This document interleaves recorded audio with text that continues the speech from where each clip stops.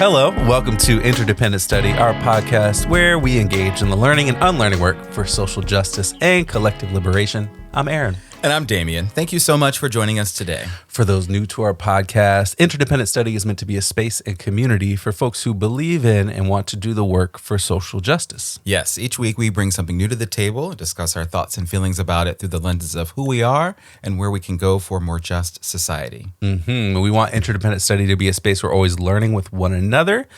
Damien, it's your turn this week. Hey. So what are you bringing to the table today? It is my turn. I'm excited. I have brought a piece from In These Times to the table for us to talk about today. The piece Which times? Are these difficult times? Yeah, they are. Woo! Difficult is the nicest way we can put it. This piece is called Corporate Greed is a Moral Crisis. Working People Are Fighting Back. And it was published on their website on August 7th, written by Rosalyn, Pelles and William J. Barber II. And I think I mentioned this in our last episode when I introed this, but the writers both work with the Yale Divinity School's Center for Public Theology and Public Policy. Barber serves as the founding director of the center, in addition to being the president of the Repairs of the Breach organization and co-chair of the Poor People's Campaign. So he's busy. Dr. Barber is busy. Pelles is a lecturer at the center, in addition to her work as a long-time, I think, well-respected labor organizer. And so a lot of knowledge and expertise from these two in this piece. And it made this piece a really excellent piece to read. I think it provides a good overview of some of the incredible organizing work and activism and union activity and striking that's taken place this summer, sort of the hot labor summer, if they've been calling it, by workers in sort of a variety of industries across the country, which is just really kind of mind-blowing to think about. I mean, it's hundreds of thousands of workers across the country are engaged in this. And so that's awesome. And so it sort of takes a look at that. It also examines what it is that organizers are fighting for, right, which really centers around this idea of this fight against corporate greed, right, and unfair working conditions and so much more, and sort of taking a look at what that work could potentially mean and what will hopefully come from it. So this was a great piece. I'm super excited to talk about it today. Where do you want to start? Yeah, this is a great article that lays out like the moral arguments for policies that actually support like working people and poor people, which is so necessary since, to paraphrase and connect to an interview from last week from Class Dismissed, the Republican Party's platform for the last several decades has been policies that are actively anti-poor. Yes. And, you know, the Democratic platform has done very little regarding the working class in the last several decades to sort of counteract that active stance that the Republicans have had. We see this in the lack of an increase in the minimum wage for 16 years or something. Yes. I do remember when it went up because I was in college making $5.15 an hour, and I was like, $7.25. Those were the days. My goodness. We can see this in the tax cuts for the ultra wealthy under Bush, and then again under Trump. We can see this in the cuts to public assistance programs in the 90s under Clinton, or when you think about how Walmart employees are among the biggest users of welfare programs in the country, and they're employed by a giant multi-billion-dollar corporation. Yes. And we've talked about here as recently as, last week, there's so many working people who are poor. Yes. Poor people working more than full time, and the ends still don't meet. And that's a moral failing of this country. And, you could just add it to the long list of moral failings of this so-called greatest country ever.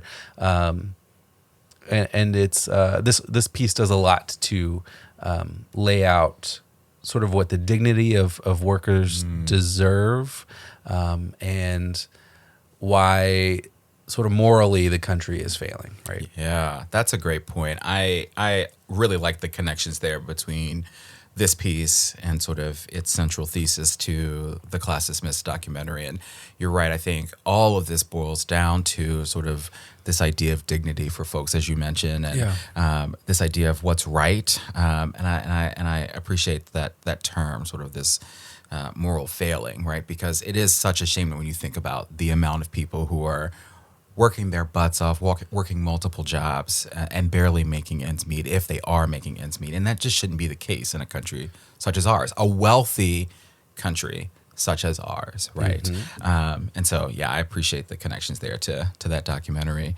and to the sort of the great sort of baseline central thesis of this piece.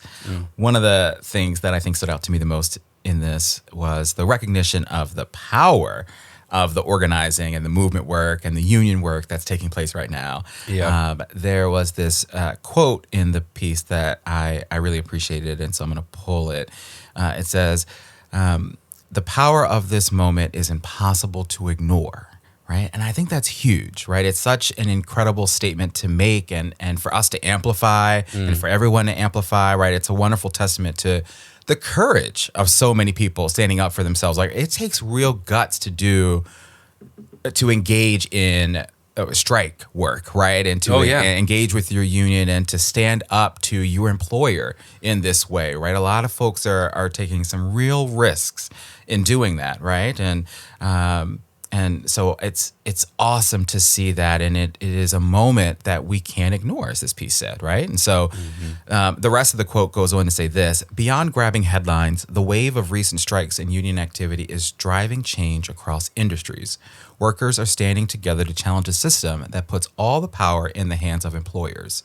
From A-list actors to fast food cooks, workers are united in their fight against the rapacious CEOs padding company profits while working people struggle to survive.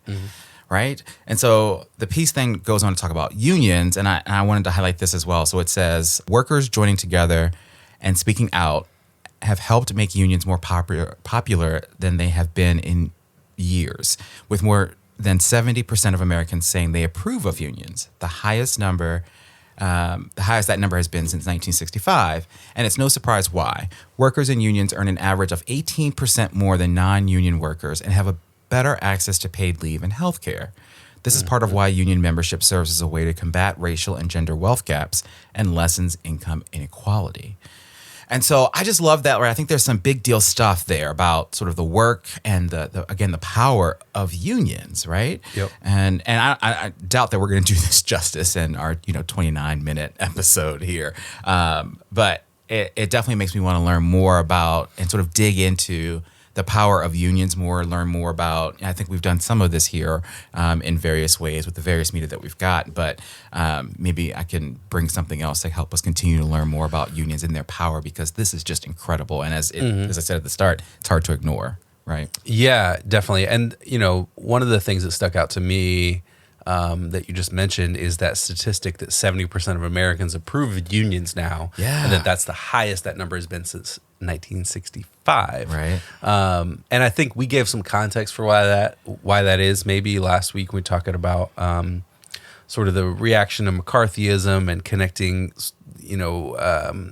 class warfare and communism and all those things together to create sort of a negative kind of view of union activity and work. But that clearly has changed, that right? clearly Yes. has changed. And I think it's so important that it has, because we need unions. Like you just laid out all the reasons why.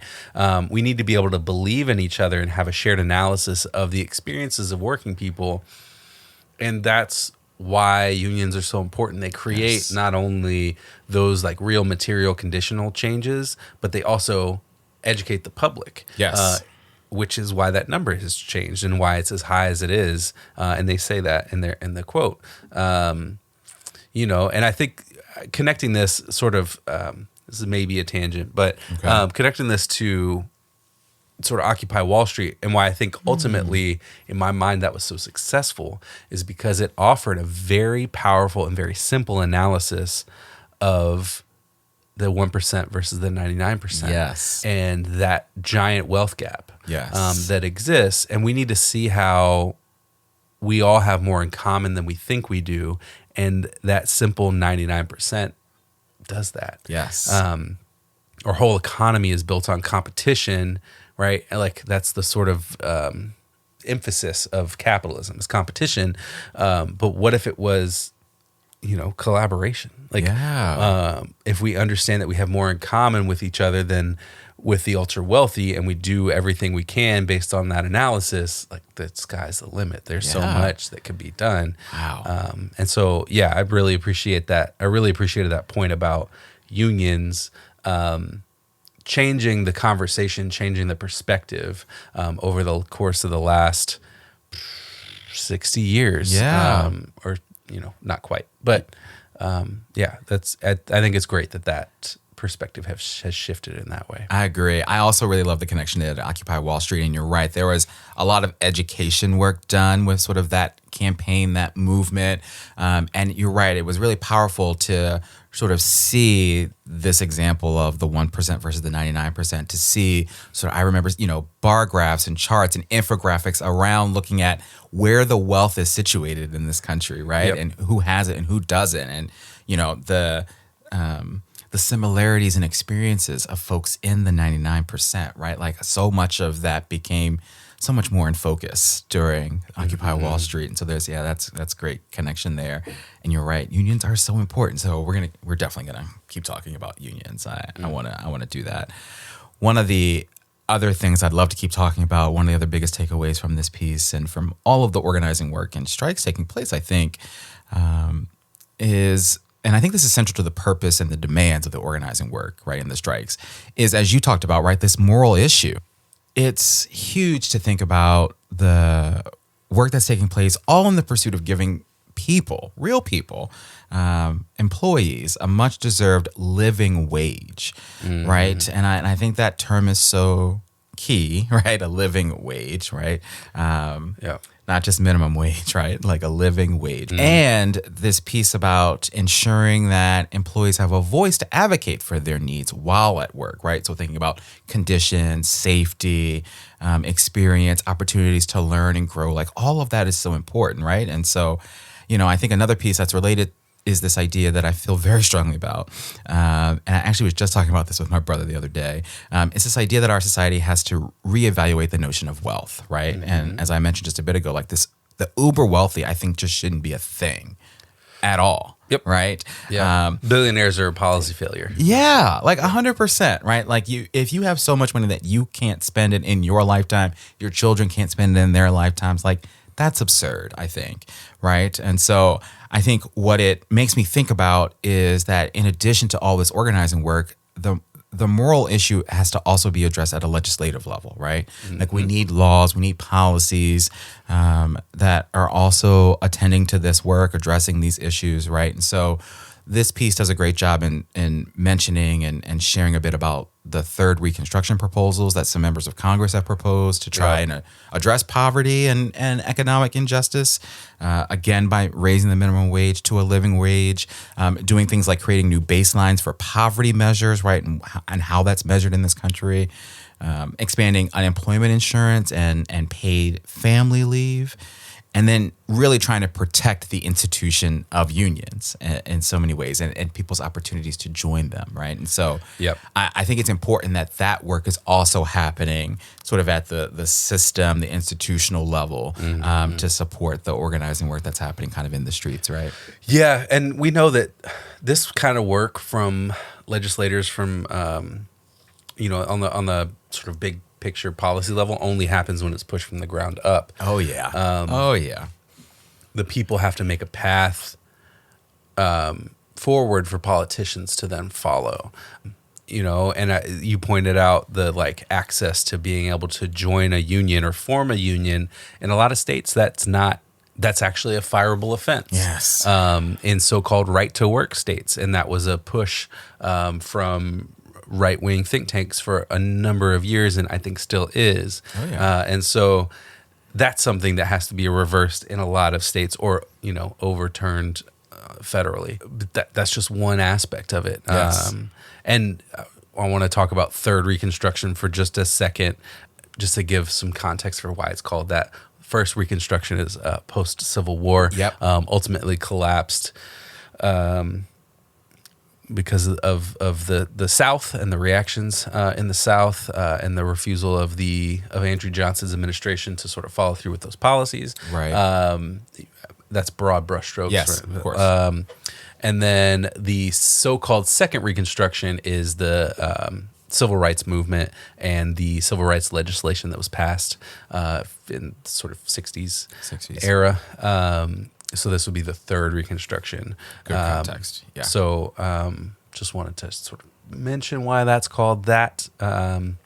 But then also talk about, there's a link in the article that goes to the Poor People's Campaign National Fact Sheet for 2023. Yeah, talk about that. They outline all of these troubling statistics, including how poverty is the fourth leading cause of death, which they did mention in the article, and that 112 million people live in poverty in the United States. 112 million people. The rate at which life expectancy has been dropping is mentioned, and it's been accelerated by the pandemic. Yeah. They mentioned the ways that climate catastrophes put poor people more at risk, outrageous military spending, attacks on democracy, which include voter suppression and people's hard-fought rights. So they go through all of this stuff and then talk about Third Reconstruction and some other policy proposals that they are pushing as the Poor People's Campaign. So, good stuff to just sort of check out in that article. Absolutely. Well, and I think just this week, in the past few days, we've had more climate catastrophes than I can sort of recollect, right? Count on one hand. The things are happening on the West Coast right now, and or have happened on the West Coast, and sort of the hottest July on record, I think, ever, right? And so when you think about all of these things that you mentioned and their impact on all of us, but especially on our most vulnerable people, and 112 million people live in poverty in the United States. Like, again, this idea of getting rid of the uber wealthy, right? Yeah. If we have 112 million souls living in poverty, I can't fathom it. So we've got to address this moral failing, as you called it earlier. Yeah, absolutely. All right, well, this feels like a good time. I think we're kind of already doing this. Let's shift our conversation over to application, right? So how are we going to apply what we've read, what we've talked about today, to our daily lives and our work? And for me, when I was thinking about this, one thing I'm really jazzed about now is unions, right? Like, from the little I already knew, the stuff we've talked about, and certainly, what we've talked about from this piece, I think my application is that there are potentially lots of opportunities for folks in whatever industry they work in to possibly explore unions, right? How unions look, how unions could work for them.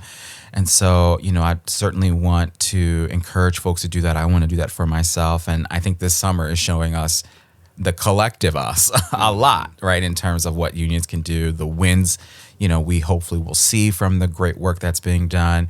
And that could be major for what other wins could come. So I think my application of this is just, the fact that unions are front and center, right? Our front page news, and are gaining popularity is not the right word, right? Just support. And so in what ways can we all sort of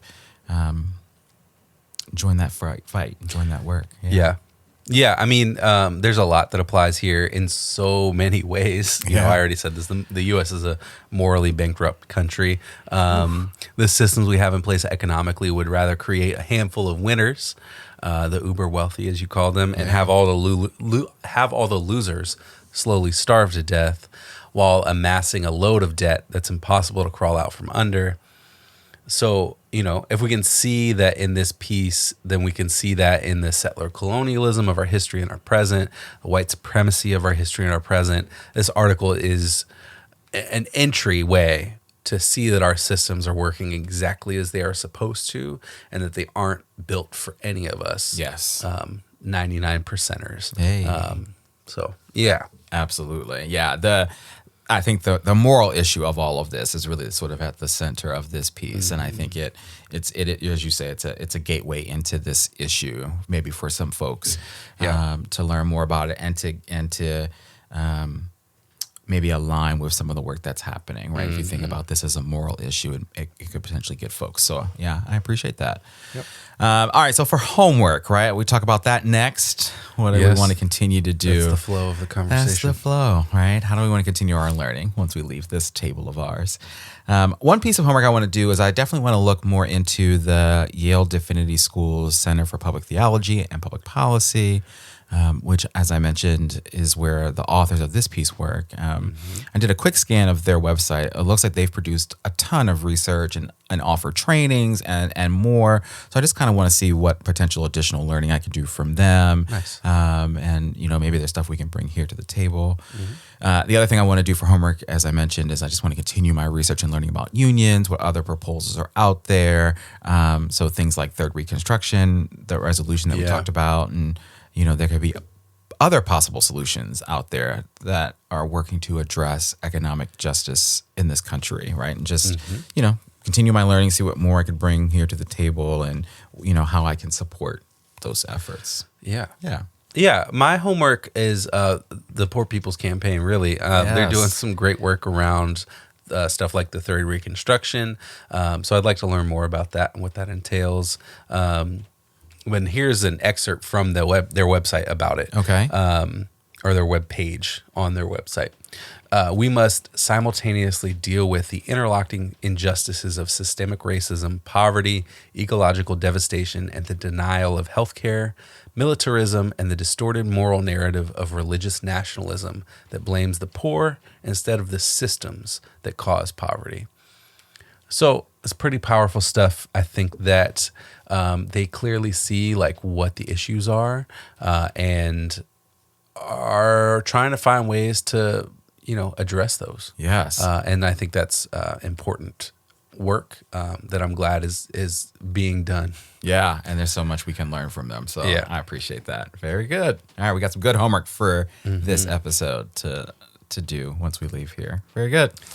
All right, my friend, you're up next time. What are you Yes. bringing to the table in our next episode? I'm bringing our August book, Begin Again by Eddie Glaude, to the table. It is about James Baldwin and all the ways that his work, his writings, speeches give us insight into our current day. Mr. Glaude makes some really, Dr. Glaude, my apologies, makes some really astute parallels between the civil rights movement and the reaction to it as the country moved into a sort of conservative direction with Reagan and whatnot to the current day. If you've listened to this podcast at all, you know that I make a lot of parallels between Reagan and the current day. Yes. I listen. I yeah. listen. Mm-hmm. Yeah. I have to. Yeah, you're sitting here. This book was published in 2020, so it was written in the context of the Trump administration. Right. But much of that analysis continues to apply as we consider sort of the authoritarian governors and legislators across the country who also fit that same kind of mold, that same kind of ideology. Yes. So it's a really great book, and I'm excited to talk about it next week. Yeah, I'm early on in it. I'm going to get there, but so far so good. I think there's going to be a lot we can learn from it. And you're right, a lot of connections, given that it's so new, right? A lot of good connections between our history, this country's history, and what we're seeing today. And so, yeah, I'm thrilled that you brought it to the table, and I'm excited for us to talk about it. Yeah. Very good. All right, so with that, we want to thank you for joining us today and for listening to Interdependent Study.